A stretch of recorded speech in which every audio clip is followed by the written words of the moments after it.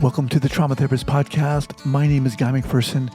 I interview incredible people who've dedicated their lives to helping those who've been impacted by trauma. A big thank you to our sponsors and our guests who are supporting this show. Hello, everyone. We're delighted to be guest hosts for this Trauma Therapist Podcast. We want to thank Guy for inviting us to take part in this series. I'm Anna White, and I'm here with my professional partner, clinical psychologist, Dr. Corey Glied. Corey and I started a mental health project 4 years ago. It's called the Type C Personality. And this is actually the third time we've been on this particular podcast. The first time as guests, and this is our second time as guest hosts. So for those listeners who don't know about the Type C project, Type C is a personality that is defined by an extreme need to please other people. Sorry, let me start that over because something. Okay. For those listeners who don't know about Type C, it's a personality defined by an extreme need to please other people. Having extreme difficulty in feeling like you're worried about disappointing or letting other people down, Type Cs avoid conflict at all costs and often feel disconnected from their emotions. They suppress a lot. Usually, there were some dark forces in childhood that created Type C traits. Often it was from some form of emotional, physical, or sexual abuse. Something bad happened in some way that led Type Cs to believe that their needs didn't matter and don't matter, that they really are lesser than. This could have been outright physical abuse. There is a lot of ways that this can develop. So we've explored a lot of these Type C roots on our own podcast, but today we're going to talk about sexual abuse. And we are so excited to have Elizabeth Clemants as our guest. She is an expert on this topic. A little bit about Elizabeth. She wears a lot of different hats. She is a mediator, a conflict resolution trainer, and a shaman, which is how I was first introduced to her. Today, we're going to talk about an organization that she founded. It's called Hidden Water. It's a nonprofit, and it uses a restorative justice model to work through child sexual abuse and the conflict that results in families. So this is obviously a very heavy and difficult topic, but we really feel it's a very important one. So we just want to caution anyone who has been a victim of any childhood physical or sexual abuse that this episode could be a bit triggering, but we hope you'll stick around because we do think that it's very important.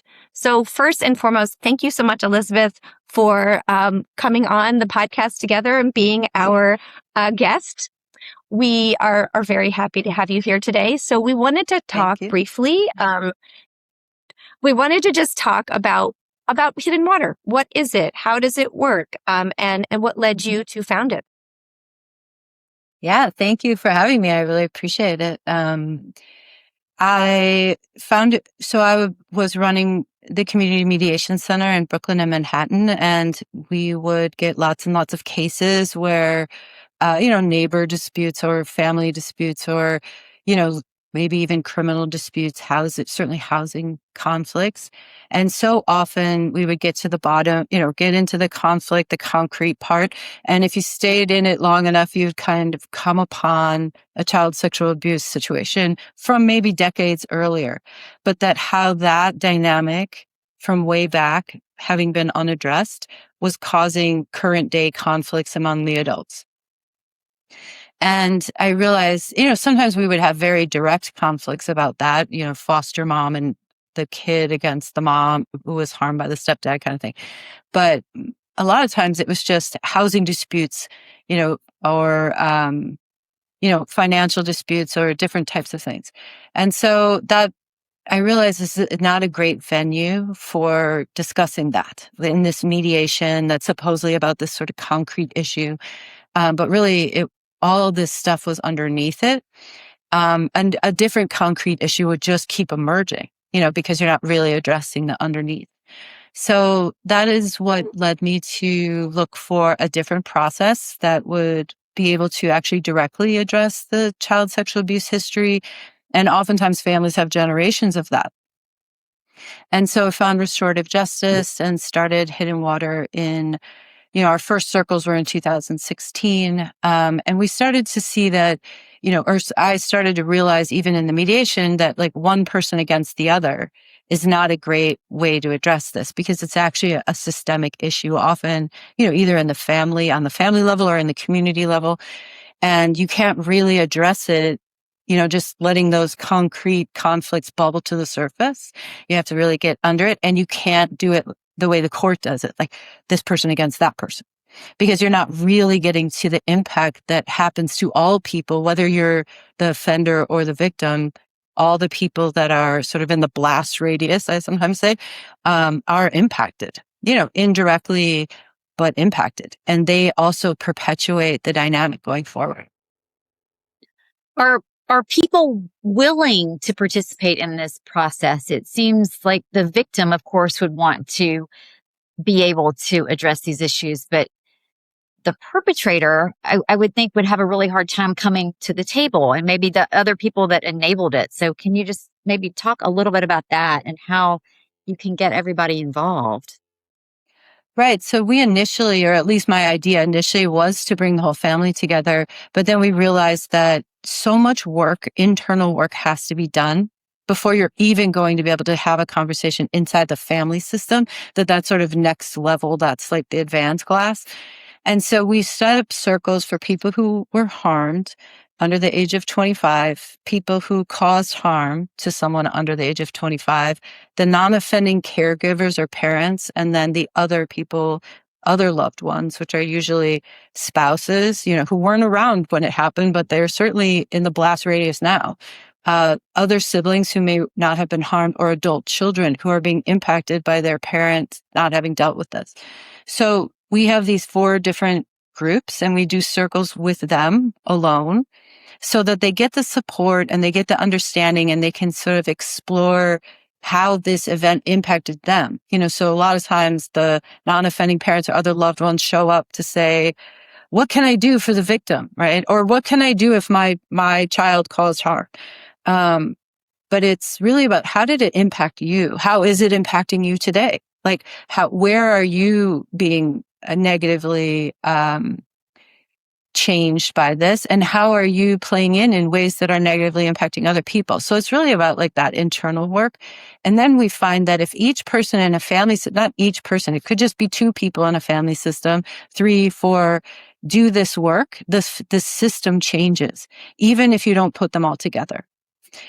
But I do want to say one thing about, like, we don't use that word perpetrator. We say a person who caused harm, in part because over 50% of people who cause harm caused it when they were also minors. And they do not, only in like 2% or 3% of the cases do those people grow up to harm sexually as adults. So there is a huge, huge, huge group of people who harmed as children, are not at risk of harming in adulthood.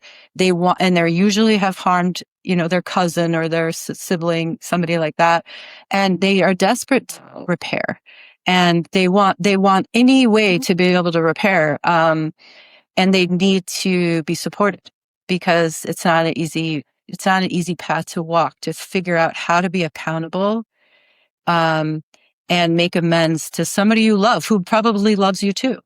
And so, not that we, most of the people who come to Hidden Water are the people who were harmed, that's for sure. But that seems like a given to me, because they almost have to do their work or they're not going to make it, But so often the rest of the people in the family system want to participate, but there aren't a lot of places for them to know how to do that.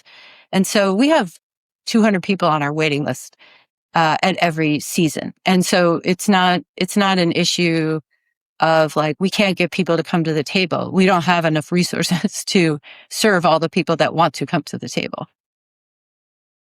Wow, this is just so amazing to hear you say. So the beginning of my career, I actually I worked in with adults with childhood physical and sexual abuse, and then went on to work in New York City hospitals in predominantly a Medicaid population for 15 years. And there's just a lot of trauma. And I think what you're talking about is so important, because obviously the act of trauma is extremely, influential in a person's life, but it's also a family member who you may have wanted to talk to and did talk to, and how that experience went down, basically, that can almost make the trauma just as challenging.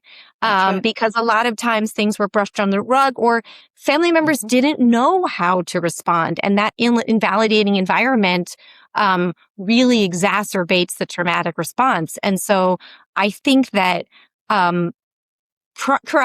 providing an environment where families are coming together, maybe not the person, what was the language you used? The person who caused harm. The person who caused harm, maybe they're not always, depending on the situation, able or willing to be present. But I think there are so many family members who don't know the language, don't know what to say, don't really know. They feel guilty themselves and don't know how to support this other person. So you've talked a lot about this, but I would actually just love to hear a little bit more specifics. Like, what does this look like? Is it virtual? Is it in person? Where are you? Like, what is this circle? Can you talk a little bit more about the details? Like, what would this look like? Yeah. So at Hidden Water, we have a 12-week, we call it a season. And the circle meets for an hour and a half once a week. And it's all virtual, almost all virtual. Since COVID, we pushed everything online.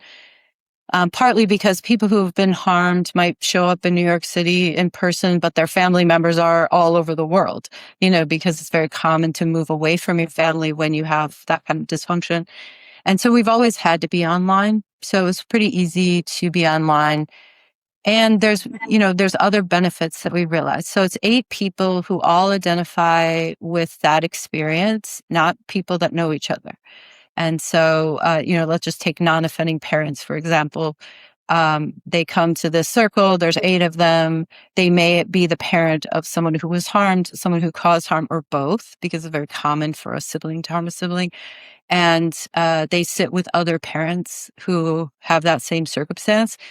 And they're, what you said is absolutely right. I just want to go on a little tangent here, which is that so many adults look back and they say, I don't even care about the person who harmed me, especially if they're outside of the family. It's like, I don't even care about that. I care that my mom believes me, or, something like that. And so the real harm over time, not the real harm, but the secondary harm over time is the way the family shows up. And I used to feel very contemptuous about that, coming from 5 generations of child sexual abuse in my family. I used to feel like, why don't these parents show up like this? But actually, why would they know how to? No one has ever taught anyone on a societal level, on a, school, community level, on a family level, on a personal level. No one has ever explained how to deal with this. So everyone just says, just don't talk about it, brush it under the rug, tell people to forgive. And so these 12-week circles all have a curriculum, and you go around 3 times. Everyone gets to speak. There is no therapist. There is no social worker. There's just people who have that as a personal experience, and we've trained them to run the curriculum. And we start to unpack whatever the issue is. There's sort of common issues in each of the 4 groupings. And we just start to unpack, like, non-offending parents are often saying, like, just tell me how to fix it. Just tell me what hoop to jump through. It's like, there is no hoop to jump through and you can't fix it. But what can you do?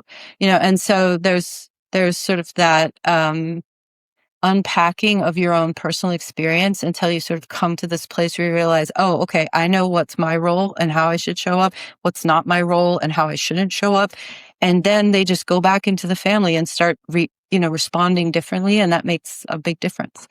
So I don't know if I answered your question, but there's 8 people in a grouping for 12 weeks, an hour and a half, and we have a curriculum, and we do that season twice a year. Yeah.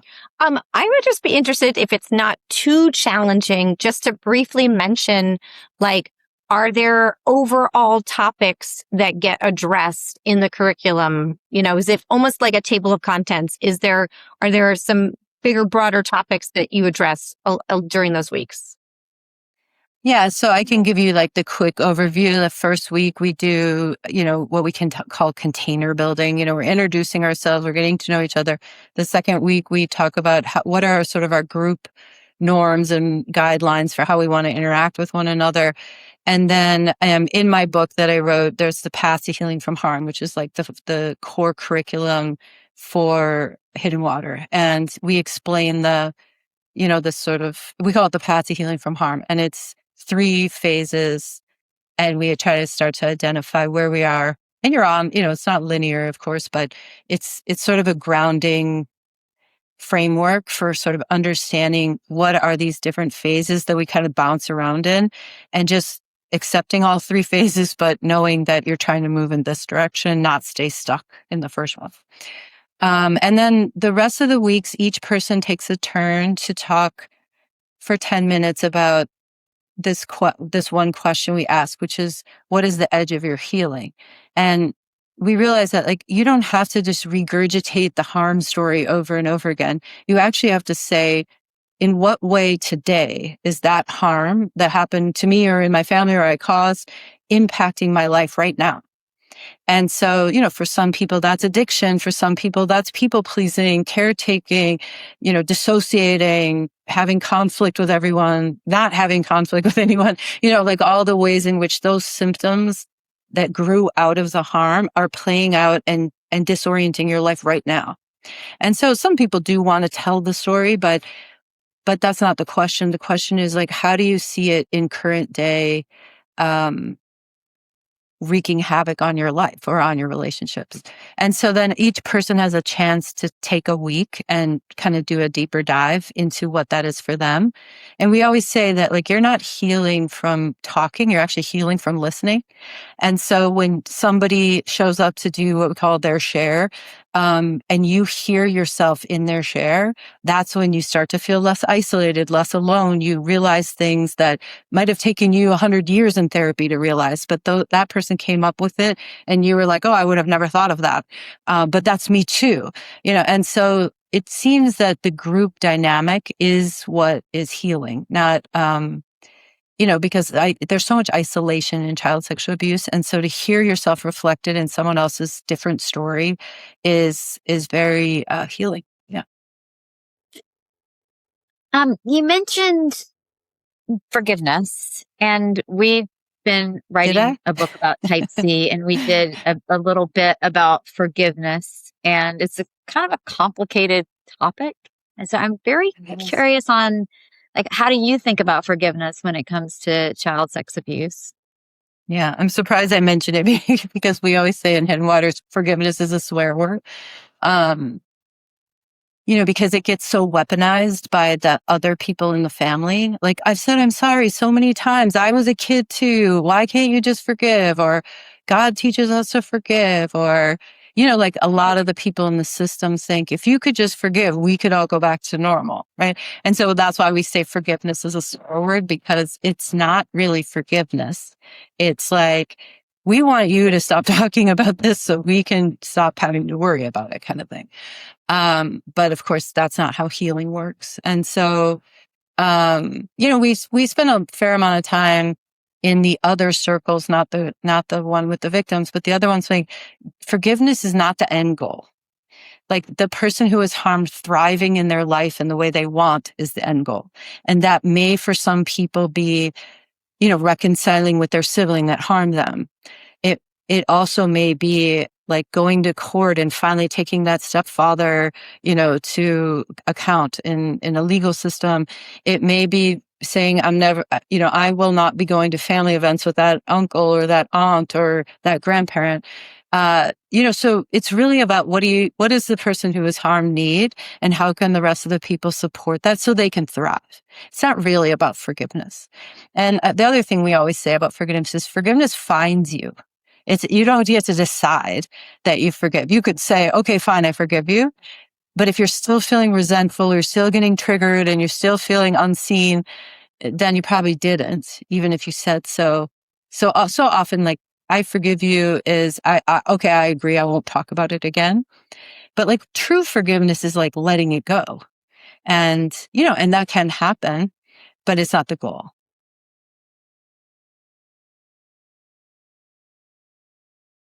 Anna? I would love just to hear, because we have this type C project, how many complicated people pleasers you do run across in your circles. We went out and interviewed a lot of people for our book, and there was a theme of child sex abuse with some of our interviewees. So it's definitely a contributor to this need to focus on everyone else other than yourself. So if you have, anything that you want to, I guess, say when it comes to people pleasers, we'd love to hear it.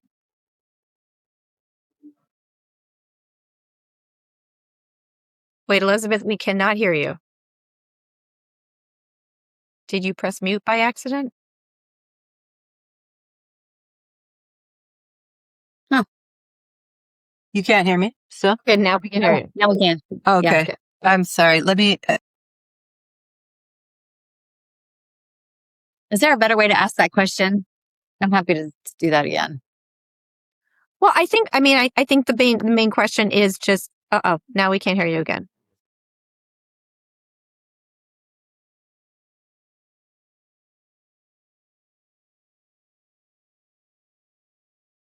Can you hear me now? Yes. Yes. Okay. All right. Sorry about that. Sorry, you were going to say? My question is really just, obviously there can be so many different trauma responses. Particularly in the work that I did, we talked a lot about, the aggressive and then the passive. Like oftentimes, you want to protect yourself. How do you do that? You can become overly aggressive to protect yourself. You can become overly passive to protect yourself. And obviously, there's a lot of connections between that and the type C personality, right? I mean, the type C personality really is a coping mechanism for staying safer later on. And just wondering, do you see that frequently in your circles? And also, do you specifically address that in any way? Like, obviously addiction is a behavior that could come out of, it's a trauma response. What are, if you have any thoughts or words of wisdom or sort of guidance for, things that you've learned or helped people with over the years when they are struggling with that passive, put other people's needs first, to the extreme version. Right. Yeah. I mean, we could have a whole nother podcast about just that. But, I was going to say too that, yeah, I agree with you that there, the three phases of the path to healing from harm. The first one is coping. And, initially after harm, we say deny, deflect, minimize, justify, blame the victim, defend the offender. That's sort of like those initial. But then what happens if you stay stuck in that phase, then the long-term symptoms start to come online. And we divide those up into physical, emotional, relational, adulting, and addiction. And I would agree with you when it comes to relational, you're either going to be aggressive or you're going to be passive. And for people who have been harmed, they often come up against this one fundamental question, which is, let's say if you were harmed in your family, or even if you weren't harmed in your family, depending on how your family is dealing with your harm, you're either going to want to stay in the family, in which case you almost have to become a people pleaser. You have to get good at setting your needs aside and prioritizing other people. Or the other choice is leave the family system, reject them in some way, and then try to do your healing work outside of that, that layer of sort of dysfunction. But you might just recreate it in a different place too, because then you get into a relationship and you have your own family or etc. And now you feel also like you have to people please and keep it together, or you'll have to abandon that system. So people pleasing, is very, very, very common here. I would say that, it's part of the trauma too, though. It's like, you're trying to take care of everyone, and then you come up against something and you explode. Like, nobody cares about me. I'm totally alone. Nobody thinks about me. What about me? And so there's a sort of vacillating between, feeling so alone, which is one of the fundamental core problems in child sexual abuse, or I have to play along or I will be abandoned. And so if those are your choices, and those are your choices often, if your family isn't doing the work, those are your choices. And I don't, that they're both bad in some ways. And, and it's not so conscious as I'm making it sound. Obviously, like people are doing it unconsciously. But if you really think about when we get down into our circles, we often see that pattern. And this is why we think about the family system as the thing that needs to be healed, not the individual. Because if the family system doesn't heal, then the one who was harmed is up against this. Yeah. No, I mean, I think that the type C personality is all woven in the whole thing. Yeah. Elizabeth, I wish we could talk all day, but yeah, me too. I think we have to wrap. We have a hard stop with timing. So we just want to really thank you, but also where can people find you if people are interested in learning more about this? Maybe our listeners would love to hear just your website, if you're on Instagram, that kind of thing. Yeah. So Hidden Water is a free resource, although we certainly, appreciate donations because we don't have any formal funding.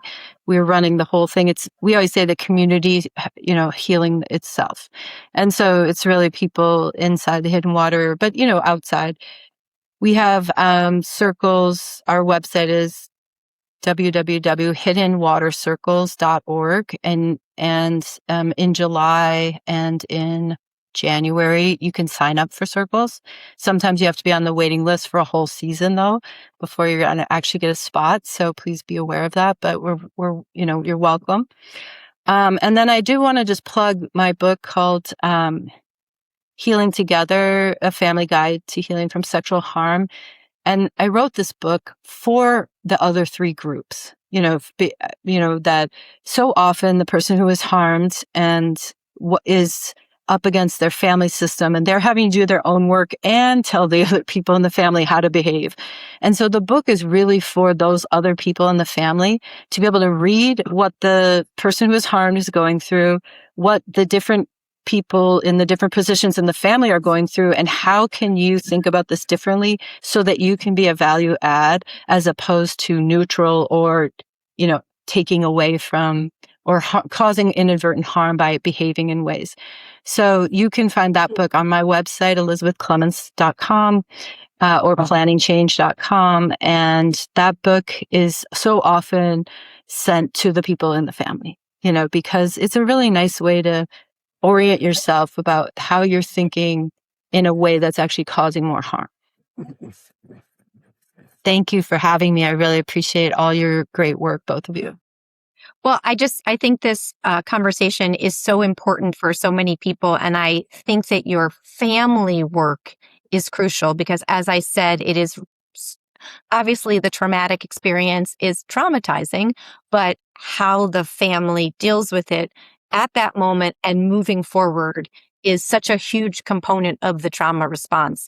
And I think creating opportunities to help the family because they don't know what to do. As you said, your very good point. These are people lacking in skills because this is not vocabulary or emotional regulation that techniques that they have. And I think your book is very important. So we really hope people will go check it out. We hope people will check out our website, thetypecpersonality.com, and listen to the podcast. So thank you so much for everyone being here today. Thank you for having me. Appreciate you.